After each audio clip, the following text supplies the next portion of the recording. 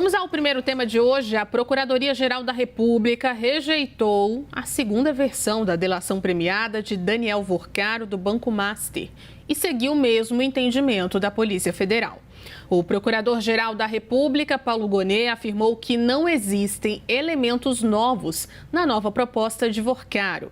Segundo Gonet, o texto conta com o que chamou de ouvir dizer, ou seja, poucas provas. Ele também aponta que Vorcaro não se compromete efetivamente com a devolução dos valores desviados. O ex-banqueiro está preso desde 4 de março, quando foi detido em uma das fases da Operação Compliance Zero, que apura um esquema de fraudes financeiras no Banco Master. Agora, a expectativa da defesa é sobre a permanência ou saída de Vorcaro da Superintendência da Polícia Federal em Brasília. A corporação defende que ele seja transferido para um presídio comum e a PGR já se manifestou contra a possibilidade de uma domiciliar. A decisão agora é do relator do caso no STF, ministro André Mendonça. Vamos ao debate, bem-vindos, boa noite, boa semana pra gente. Cardoso, há espaço para uma nova negociação com os investigadores ou essa nova recusa da PGR enterra de vez delação de Daniel Vorcaro no caso Master? Olá, Juliana. Olá, Poit. Há espaço, sim. Acho que enquanto houver a possibilidade de Vorcaro apresentar fatos, exaurir o universo de ilegalidades que ele praticou ou presenciou, evidentemente a oportunidade sempre existirá. Mas o fato é que, a julgar pelo que nós estamos hoje vendo na imprensa, realmente Vorcaro conduziu muito mal essas suas tratativas. Por que digo isso? Porque ele tem uma equipe maravilhosa de advogados. Agora, o advogado só pode fazer aquilo que o cliente efetivamente decide, né? E no caso, ele, segundo está registrado na imprensa, não trouxe fatos novos, trouxe o disse que disse, isso é, ouviu dizer que isso é assim, que aquilo é lá, mas que ele não presenciou nada.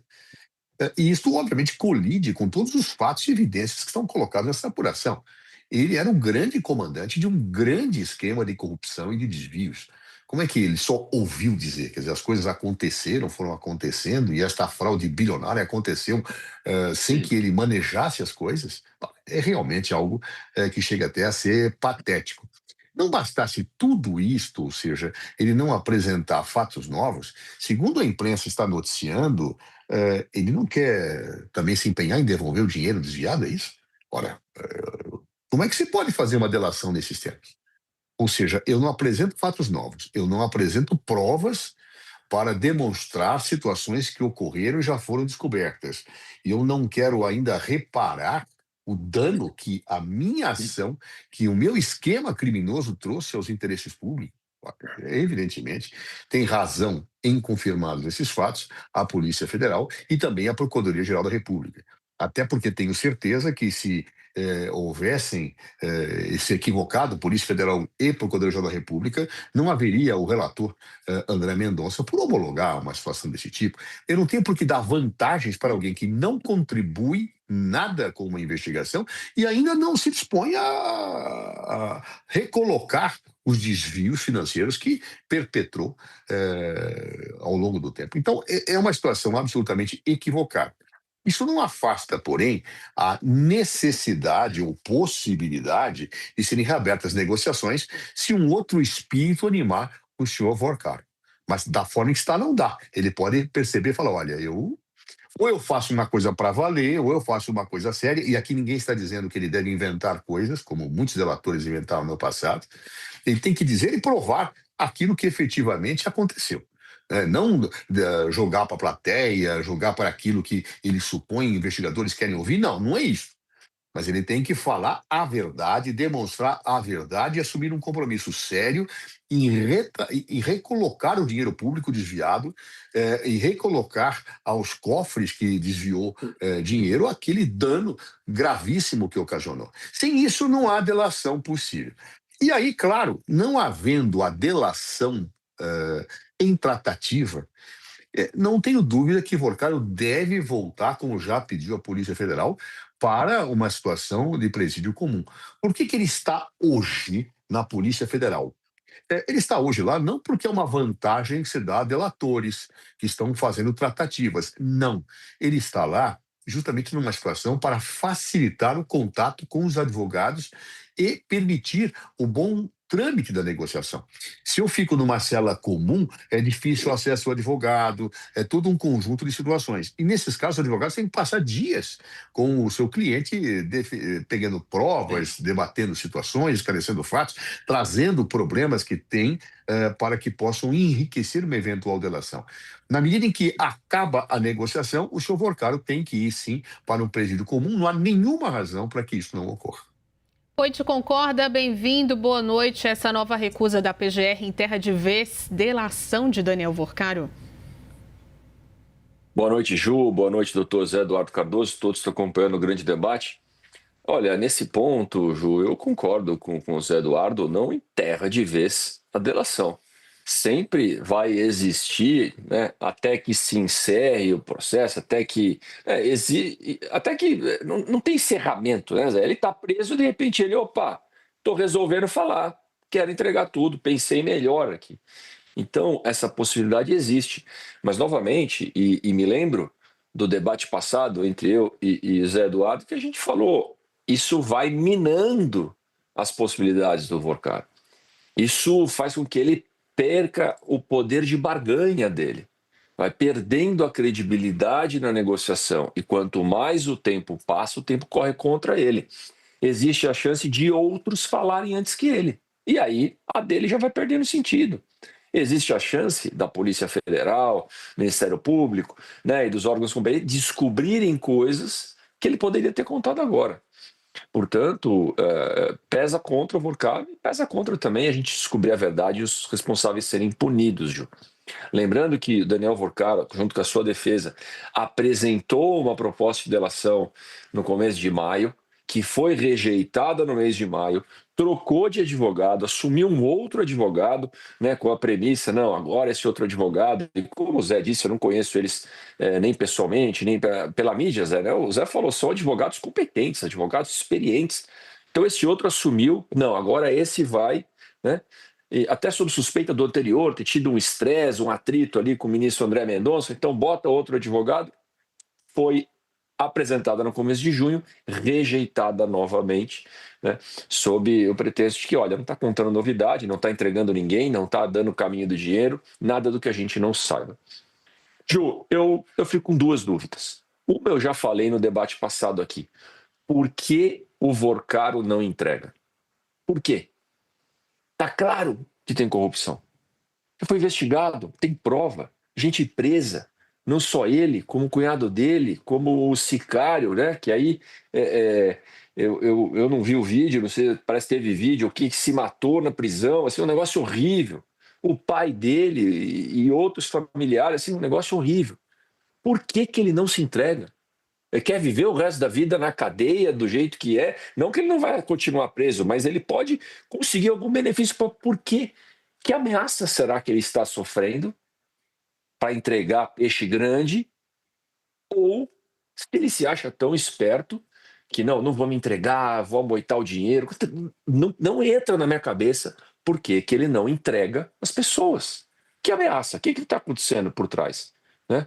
Tem algo muito grande que a gente não está sabendo.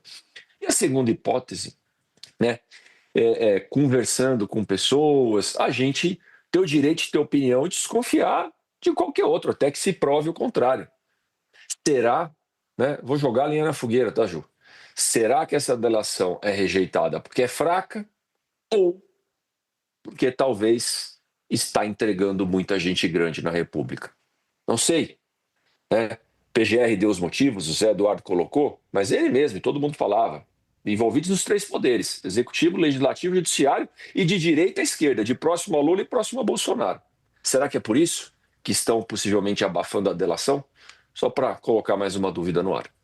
Cardoso, vou puxar esse gancho. Essa recusa da delação, ela pode ser vista como um alívio por alguns grupos políticos ou ainda é cedo? Não, ainda é cedo, por várias razões. Mas eu, pessoalmente, não tenho nenhuma razão objetiva para colocar em dúvida a palavra da Polícia Federal, do Ministério Público e do relator André Mendonça. Não tenho nenhuma razão para questionar esta possibilidade de que estariam tentando abafar. Não tem indícios disso, pelo contrário. Quando a própria Procuradoria-Geral da República afirma que ele não estava assumindo o compromisso de devolver o dinheiro desviado, aí realmente fica evidente que existe alguma situação atrapalhada neste processo. Entre um delator que não quer confessar a verdade, deve ter lá suas razões, e essas instituições, e aí eu falo Polícia Federal, Ministério Público e o Supremo Tribunal Federal na pessoa do André Mendonça, eu acredito sinceramente que eu fico mais com a credibilidade das instituições. E relativamente a toda esta situação que está posta hoje com o senhor Daniel Vorcaro, tem razão, pode, quando falar uma descredibilização efetiva daquilo que ele está colocando para fora, né? Eu entendo que uma pessoa não queira delatar, é perfeitamente possível. Não é uma posição confortável para quem age no mundo da delinquência trair pessoas que ele trouxe, que ele conviveu, os seus amigos. Isso é absolutamente algo muito, muito difícil do ponto de vista psicológico. E talvez seja esta a razão pela qual ele quer entregar alguns, mas não todos, ele quer deixar o dinheiro para continuar a viver faustamente durante o resto da sua vida, deve ter lá suas razões. Mas o Estado não deve se comportar pelas razões subjetivas de quem efetivamente não delata, claro. E, claro, está correta a Polícia Federal, o Ministério Público, todos estão corretos em não aceitar isso. Agora, vamos olhar então os fatos como eles são. As pessoas devem ficar aliviadas, aqueles que cometeram falcatruas como parceiros de Vorcaro? Não, não devem ficar, como disse aí nisso. Por quê? Em primeiro lugar, com delação ou sem delação, a Polícia Federal e o Ministério Público estão fazendo um trabalho de investigação muito interessante, muito correto e vai pegar algumas coisas. Algumas já foram até divulgadas na imprensa. Há situações de difícil defesa, situações em que existe dinheiro, pagamento comprovado, e aquilo que, no plano da legislação penal para a configuração da corrupção, se chama ato de ofício. Ou seja, é quando alguém recebe dinheiro para fazer alguma coisa e faz. Lembro que, tanto no Mensalão como na Lava Jato, não existia muitas vezes esta materialidade do ato do ofício, e se colocou até uma interpretação bastante ampla da legislação penal que haveria a possibilidade de que isso fosse feito no futuro para se ter condenações. Neste caso, não. Aquilo que seria a contraprestação decorrente da corrupção, pelo menos pelos fatos que a imprensa narra, já estão dados, já estão postos. Pagou-se isso e se fez aquilo. Ora, neste contexto, portanto, quem está envolvido nesses fatos não pode ficar tranquilo, não. Porque mesmo que não tenha delação, as coisas podem chegar nele. Então, portanto, há muita gente que deve continuar ainda sem dormir no Brasil. Pois concorda, muita gente sem dormir ou alívio para alguns grupos políticos essa nova recusa pode trazer? Olha, Ju, eu acho que pode ter um alívio momentâneo, né? É que eu vou te falar, viu, Ju? Para quem é do bem, né? Qualquer dívida, qualquer fatura de cartão atrasado, o cara já não dorme direito com a cabeça no travesseiro. Mas tem uma turma lá em Brasília que comete tudo isso e dorme tranquilo, dorme tranquilo. Então, eu acredito que às vezes o alívio momentâneo eles devem ter com essa recusa. Mas concordo com o Zé Eduardo, não estão imunes, não, né? E cada vez mais a tecnologia, as instituições estão indo atrás e estão colocando na cadeia, seja presidente da República, seja Polícia Federal, seja membro do Ministério Público, que também está sujeito a cometer alguma irregularidade. Né? Esse é o ponto, né? Eu não tenho nenhum motivo concreto para dizer, não, eu duvido desse, eu duvido daquele, ponho sob suspeita, mas, né, eu não acredito que a gente tem que respeitar as leis, respeitar as instituições, mas eu não ponho uma fé cega em nenhuma delas.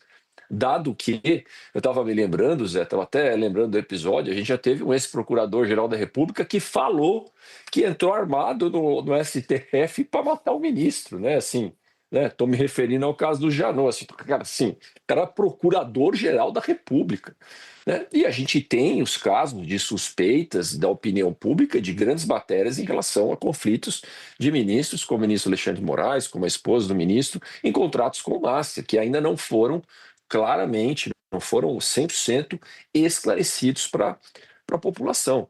Portanto, eu tenho alguns episódios nessas instituições que me levam a crer que estão sujeitas a falhas, a erros, né? E Polícia Federal, por que não?